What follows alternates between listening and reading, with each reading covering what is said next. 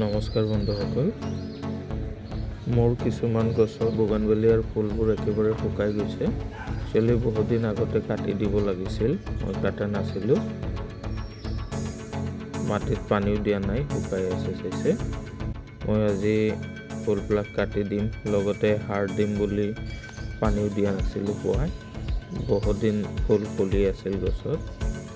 কিছুমান গছৰ ফুলবিলাক সৰি যায় অকলে, কিছুমান থাকি যায়, নিজে কাটি দিব লাগে। এই ফুলবিলাক যদি আপোনালোকে গছত থাকিব দিয়ে, গছৰ ক্লৰচিছ হ'ব। গছৰ পাতবিলাক বেছি দিন যদি থাকে, গছৰ পাতবিলাক হালধীয়া হৈ যাব, ফুলো নুফুলিব, লগতে এটা সময়ত গছটো মৰি যাব। ফুলবিলাক কাটি দিব লাগিব। এতিয়া যদি ডালৰ আগভাগ কাটি দিয়ে, মানে চপ্ৰণো কৰে, ফুল আহোঁতে দেৰি হ'ব। গতিকে মই অকল ফুলহে কাটি দিম, ডালবিলাক নাকাটো। তো আপোনালোকে চাইছে মই অকল ফুলহে কাটি আছোঁ। মই কাটিব লাগিব, এইখিনি কেইদিনমান আগতে কাটি দিব লাগিছিল, লেট হৈছে মোৰ। আপোনালোকে চাই থাকক, মই ফুলবিলাক কাটি লওঁ।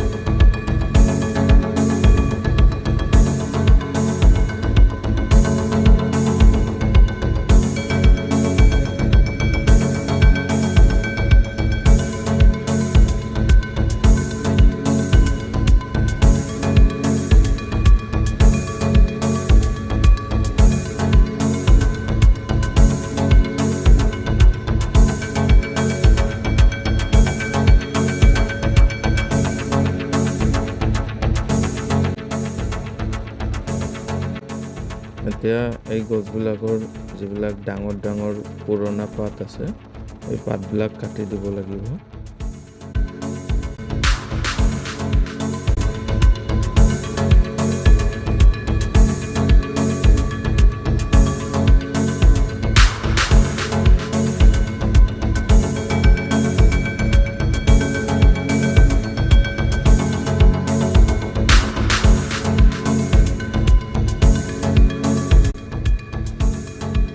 মোৰ প্ৰুনিং কৰা হৈ গ'ল।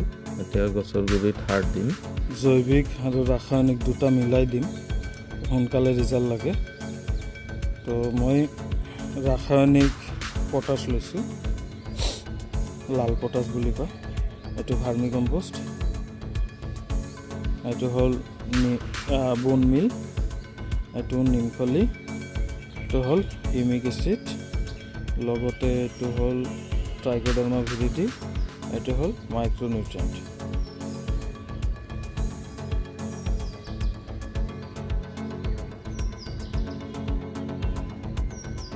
এতিয়া সাৰখিনি ভালদৰে মিক্স কৰি ল'ব লাগিব।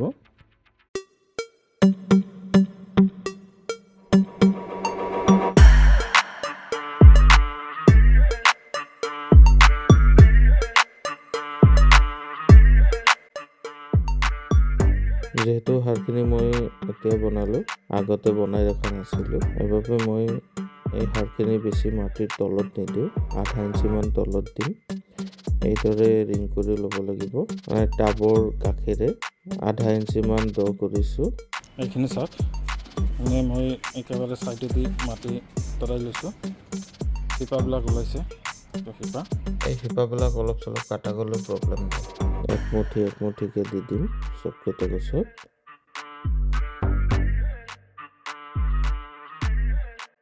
এতিয়া ভালদৰে ঢাকি দিব লাগিব।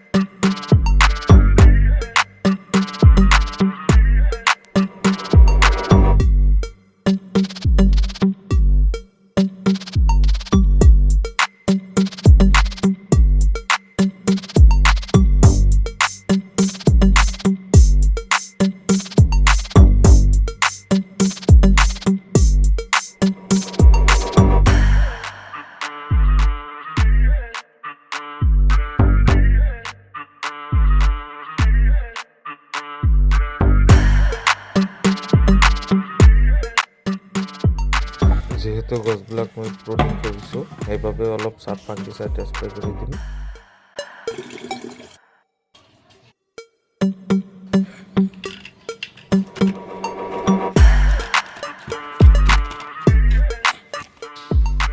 পানী দিব লাগিব। পানীৰ লগত 4 চামুচৰ 1 চামুচ হিউমিক এচিড আৰু 2 লিটাৰ পানী মিক্স কৰিছোঁ।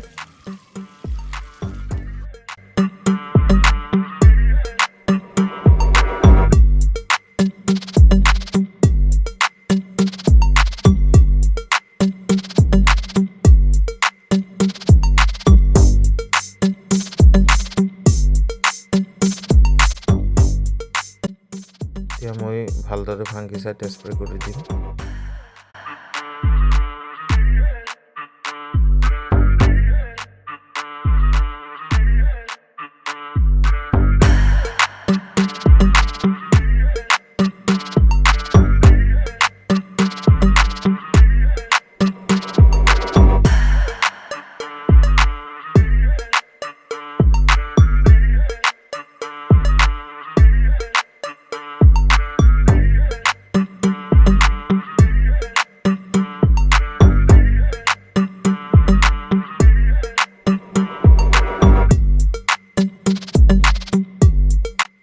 এতিয়া 2 দিনমান চাপৰা জেগাত ৰাখি দিম আৰু আপোনালোকে মোৰ চেনেলটো ছাবস্ক্ৰাইব কৰি ৰাখিব গছ ৰিলেটেড ইনফৰ্মেটিভ ভিডিঅ' পাবলৈ।